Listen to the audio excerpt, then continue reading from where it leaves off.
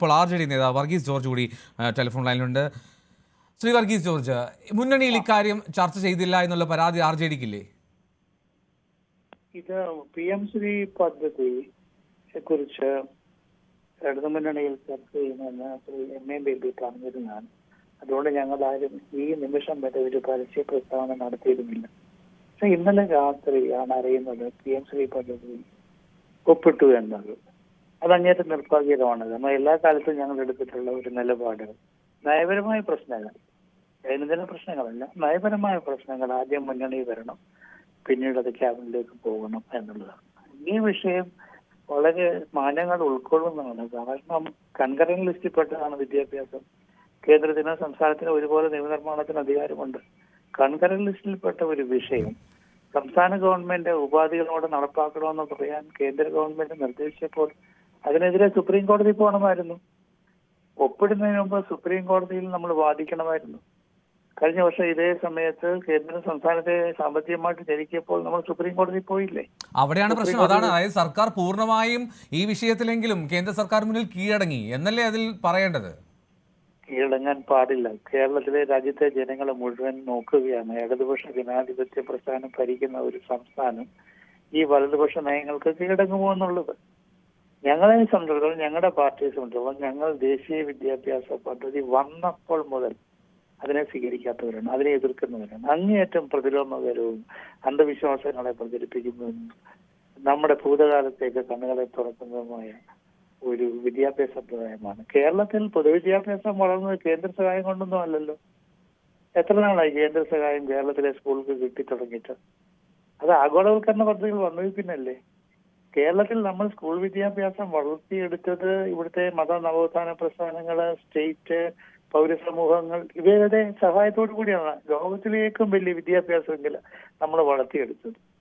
അപ്പോൾ കേവലം 1500 കോടി രൂപയ്ക്ക് വേണ്ടി കേരളത്തിലെ പുരോഗമനകരവും മതനിരപേക്ഷവും ജനാധിപത്യപരവുമായ ഒരു വിദ്യാഭ്യാസ സമ്പ്രദായത്തെ നമുക്ക് തള്ളിപ്പറയേണ്ടി വരും. അത് ശരിയാണോ? അതുകൊണ്ടാണ് ഞങ്ങൾ പറഞ്ഞത് നയപരമായ പ്രശ്നങ്ങളെല്ലാം നമ്മൾ മുന്നണിയിൽ ചർച്ച ചെയ്യണമെന്നുണ്ട്. മാത്രമല്ല, ഈ ദേശീയ വിദ്യാഭ്യാസ നയം ഒരു സ്റ്റേറ്റിനോടും ചർച്ച ചെയ്തിട്ടില്ല. ഇന്ത്യയിലെ ഒരു സ്റ്റേറ്റിനോടും ചർച്ച ചെയ്യാതാണ് ഈ ദേശീയ വിദ്യാഭ്യാസ നയം രൂപപ്പെടുത്തിയിട്ടുള്ളത്. ഇത് ആരാണ് എഴുതിയെന്ന് പോലും അറിയത്തില്ല. നമുക്ക് നേരത്തെ എത്രയോ കമ്മീഷനുകൾ ഉണ്ടായിരുന്നു. വിശ്വസനീയ കമ്മീഷൻ ഉണ്ടായിരുന്നു, കോത്താരി കമ്മീഷൻ, രാധാകൃഷ്ണ കമ്മീഷൻ. ആ കമ്മീഷൻ മാനവികതയും സർവ്വദേശീയതയും സയന്റിഫിക് ടെമ്പറും ഒക്കെ ഊന്നി പറയുന്നതാണ്.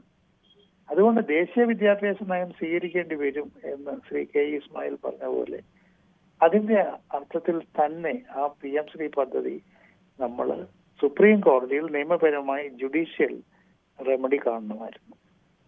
ശരി, ദയവായി തുടരുക Shri Varghese George. Shri K. Ismail telephone ലൈനിൽ ഉണ്ടെന്ന് ഞാൻ കരുതുന്നു. ശ്രീ K. ഇസ്മായിൽ, ഇപ്പോൾ വർഗീസ് ജോർജ് പറഞ്ഞതുപോലെ കീഴടങ്ങരുതായിരുന്നു സംസ്ഥാന സർക്കാർ അത്തരമൊരു ആശയത്തിനും നയത്തിനും മുന്നിൽ എന്നാണ് ജനങ്ങൾ കരുതുന്നതെന്ന് RJD വിശ്വസിക്കുന്നു എന്ന് പറയുന്നു അദ്ദേഹം. അതുപോലെ ഇപ്പോൾ 2021 കേന്ദ്ര സർക്കാരിനെ വിയോജിപ്പ് അറിയിച്ചതാണ്. അന്ന് കാണിച്ച ആർജവം അത് വലിയ തോതിൽ ചർച്ചയായതുമാണ്. ഇപ്പോൾ തമിഴ്നാട് വ്യക്തമാക്കി ഞങ്ങൾക്ക് വേണ്ട PM ശ്രീ പദ്ധതി എന്നുള്ള കാര്യം. കേരളത്തിന് എന്തുകൊണ്ട് അത്തരമൊരു നിലപാടെടുക്കാൻ കഴിയുന്നില്ല? എന്തുകൊണ്ടായിരിക്കും? അത് മുന്നണിയിലെ പ്രധാനപ്പെട്ട പാർട്ടിയായിട്ടുള്ള CPIയുടെ ആശങ്കയും അതൃപ്തിയും നീരസവും ഒക്കെ നിലനിൽക്കെ തന്നെ ഇത്തരമൊരു പദ്ധതി ഒപ്പിടൽ നടന്നത്?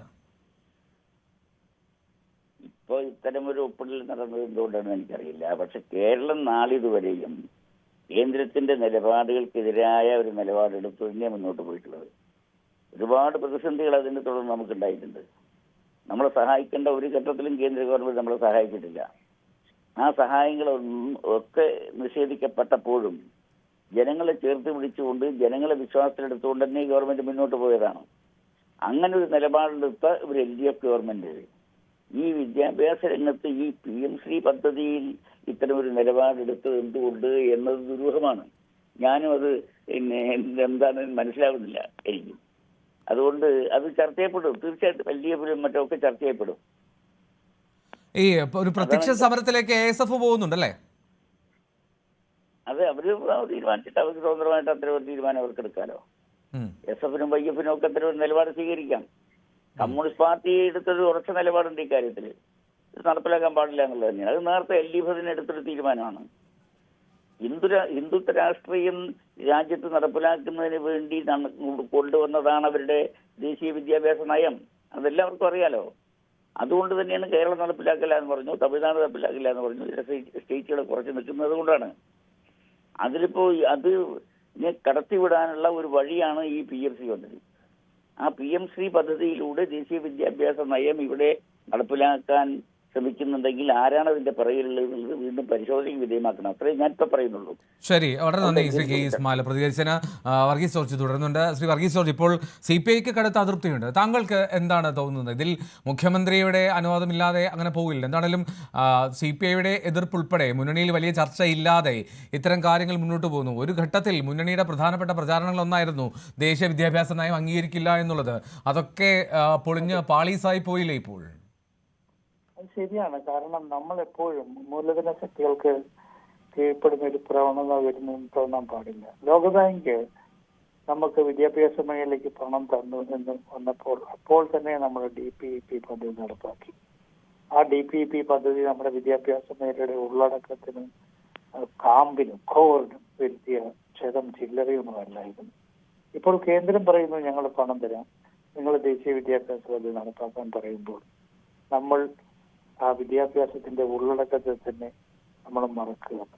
അതുകൊണ്ട് ഇത് ചോദിച്ചതുപോലെ വളരെ ആശങ്കയുള്ള ഒരു വസ്തുതയാണ്. എപ്പോഴും മൂലധന ശക്തികൾ പിൻവാതിൽ കൂടി കേരളത്തെയാണ് അവർ ലക്ഷ്യം വെച്ചിരിക്കുന്നത്. കേരളത്തെ ഞെരുക്കുന്നു എന്നുള്ള കാര്യം വളരെ ശരിയാണ്. സാമ്പത്തികമായിട്ട് ഞെരുക്കിക്കൊണ്ടിരിക്കുകയാണ്.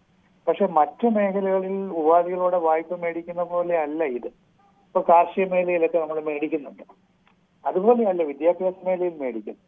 വിദ്യാഭ്യാസ മേഖലയിൽ മേടിക്കുമ്പോൾ കുഞ്ഞുങ്ങളുടെ മനസ്സിലെ വിഷലിപ്തമാക്കുന്ന രീതിയിലാണ് ഒരു സിലബസ് വരുന്നത്. ക്യാച്ച് ദം യങ്, ചെറുപ്പത്തിലെ കുഞ്ഞുങ്ങളെ പിടിക്കുക എന്നുള്ളതാണ് അതിന്റെ നയം. അതുകൊണ്ട് കാർഷിക മേഖലയിൽ മേടിച്ചു അല്ലെങ്കിൽ ജൽജീവനെ മേടിച്ചു, എന്തുകൊണ്ട് വിദ്യാഭ്യാസ മേഖലയിൽ മേടിച്ചുകൂടാ എന്ന് ചോദിക്കാൻ പാടില്ല. വിദ്യാഭ്യാസ മേഖല മനസ്സുകളെയാണ് സ്വാധീനിക്കുന്നത്. കേരളത്തിലെ നമ്മുടെ ഒരു പ്രോഗ്രസീവായ education system, scientific temper, humanism, ഇതിനെല്ലാം അവഗണിച്ചുകൊണ്ടുള്ള ഈ ദേശീയ വിദ്യാഭ്യാസ പദ്ധതി ഏതായാലും ഞങ്ങളുടെ പാർട്ടി സ്വീകരിച്ചിട്ടില്ല. സോഷ്യലിസ്റ്റ് രാഷ്ട്രീയക്കാർ അന്ന് തന്നെ ഞങ്ങൾ പ്രത്യേക യോഗം ചേർന്ന് MEPയെ ഞങ്ങൾ എതിർത്തതാണ്. RJD ഇനിയുള്ള നീക്കം എന്താണ്? ഇനി LDFൽ ഈ വിഷയം ഉന്നയിക്കുമോ? ഇനി എന്തായാലും ഈ ധാരണ ഒപ്പിട്ട സാഹചര്യത്തിൽ നിങ്ങൾ ഉന്നയിച്ചാലും അല്ലെങ്കിൽ CPI ഉന്നയിച്ചാലും അതിൽ എന്ത് പ്രതിവിധി? ഇനി ഉന്നയിച്ചിട്ട് എന്താ കാര്യം? പദ്ധതിയിൽ ഒപ്പുവെച്ചില്ലേ? ഒരു കാര്യമില്ല ഒപ്പുവെച്ചിട്ട്. ഇപ്പൊ ഇനി പഞ്ചായത്ത് ഇലക്ഷൻ വരുന്ന എല്ലാവരും പഞ്ചായത്ത് ഇലക്ഷനിലേക്ക് നീങ്ങും. നമ്മൾ നയപരമായ തീരുമാനങ്ങൾ എടുക്കുമ്പോൾ അവധാനതയോടെ ചെയ്യണ്ടേ? ഇനി എന്ത് കാര്യമാണ് മുന്നണിയിൽ ചർച്ച ചെയ്തിട്ട്? അപ്പോൾ മൗനം കൊണ്ടും കാര്യമില്ലല്ലോ. അതെ, നമ്മൾ നമ്മുടെ പാർട്ടി കമ്മിറ്റിയോട് കൂടി നമ്മുടെ എതിർപ്പുകൾ അറിയിക്കാമെന്നല്ലാതെ മുന്നണിയിൽ ഇനി ചർച്ച ചെയ്തിട്ട് ഇസ്മായിൽ സാറ് പറയുന്ന പോലെ കാര്യമുണ്ടെന്ന് എനിക്ക് തോന്നുന്നില്ല. എന്തുകൊണ്ടായിരിക്കും അങ്ങനെയാണെങ്കിൽ സംസ്ഥാന സർക്കാർ ഈ ഒരു വിഷയത്തിൽ ഇപ്പോൾ ഫണ്ട് ലാപ്സ് ആവുന്ന ഫണ്ട് തടഞ്ഞു വെക്കുന്നു എന്നുള്ളതൊക്കെയാണല്ലോ വിദ്യാഭ്യാസ വകുപ്പ് മന്ത്രി പറഞ്ഞത്. അങ്ങനെയാണെങ്കിൽ എന്തുകൊണ്ട് ഇതിലൊരു നിയമ പോരാട്ടത്തിലേക്ക് നീങ്ങിയില്ല? അതല്ലായിരുന്നു പ്രധാനപ്പെട്ട മാർഗമായി കരുതേണ്ടത്? പ്രത്യേകിച്ചും LDF ഈ NEP ആദ്യം തൊട്ട് എതിർത്ത, വിയോജിപ്പ് അറിയിച്ച ഒരു മുന്നണി എന്നുള്ള മട്ടിലാണ് ഇക്കാര്യം ഞാൻ ചോദിക്കുന്നത്. അതെ, ഈ NEPക്കെതിരെ നിയമ പോരാട്ടം സാധ്യമല്ല. കാരണം അതൊരു പദ്ധതിയാണ്, ഫിലോസഫിയാണ്. പക്ഷേ പ്രോജക്റ്റിനെതിരെ നമുക്ക് നിയമ പോരാട്ടം നടത്താമായിരുന്നു. PMC പദ്ധതിക്കെതിരെ.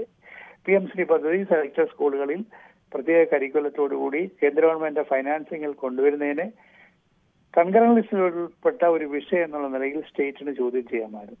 ഞങ്ങളതാണ് ആദ്യം തൊട്ട് പറഞ്ഞത്. ഒരു നിമിഷം, ഞാൻ P. Santhosh Kumar MP telephone ലൈനിലുണ്ട്. അദ്ദേഹം ഒരു അടിയന്തര മീറ്റിംഗ് നിൽക്കുന്നതുകൊണ്ടാണ് ഞാൻ പെട്ടെന്ന് ഇടപെടുന്നത്. ശ്രീ സന്തോഷ് കുമാർ, CPIയുടെ ആശങ്കയ്ക്കോ CPIയുടെ നീരസത്തിനോ അതൃപ്തിക്കോ ഒന്നും വില നൽകാതെയുള്ള ഒരു കരാർ ഒപ്പിടലായി പോയില്ലേ ഇക്കഴിഞ്ഞത്?